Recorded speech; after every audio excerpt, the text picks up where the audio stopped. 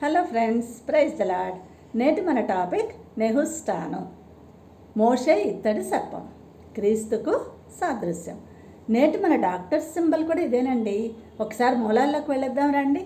సంఖ్యాకాండం 21వ అధ్యాయం 4 నుంచి 9 వచనాల్లో ఇశ్రాయేలీలు ఐగుప్తు నుండి ఎర్ర సముద్ర మార్గంగా సాగి వెళుతూ మార్గాయాసం చేత సొమ్మసిల్లి యెహోవాకును మోషేకును విరోధంగా మాట్లాడారట. అందుకు యెహోవా వారి మధ్యకు తాపకరమైన సర్పాలని పంపించారు. అవి వారిని కరవగా ప్రజల్లో అనేకులు మరణించారండి. అప్పుడు వారు మోషే వద్దకు వచ్చి తమ పాపములు ఒప్పుకొని యెహోవాను వారి మధ్య నుండి ఆ సర్పాలను తొలగించమని వేడుకోమన్నారు. మోషే ప్రార్థన చేశాడు. అప్పుడు యెహోవా మోషేతో, తాపకరమైన సర్పము వంటి ప్రతిమను చేసి ఒక స్తంభంపై పెట్టుము, వారు దానిని చూచి బ్రతుకుతారు అని సెలవిచ్చారు.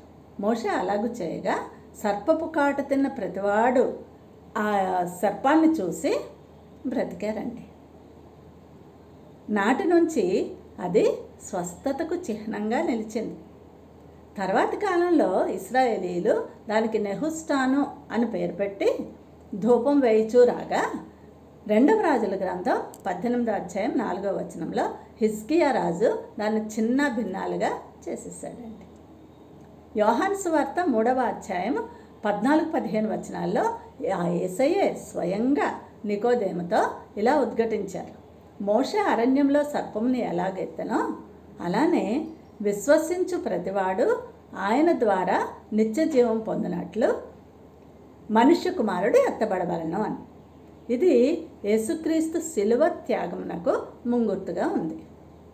ఆనాడు మోషే ఎత్తిన సర్పంలో జీవం లేదు, కానీ వారు విశ్వాసంతో చూచి బ్రతికినట్లు నేడు శిలువలో క్రీస్తు మరణం ద్వారా ఆయనను విశ్వసించిన మనం నిత్యజీవం పొందుతున్నాం.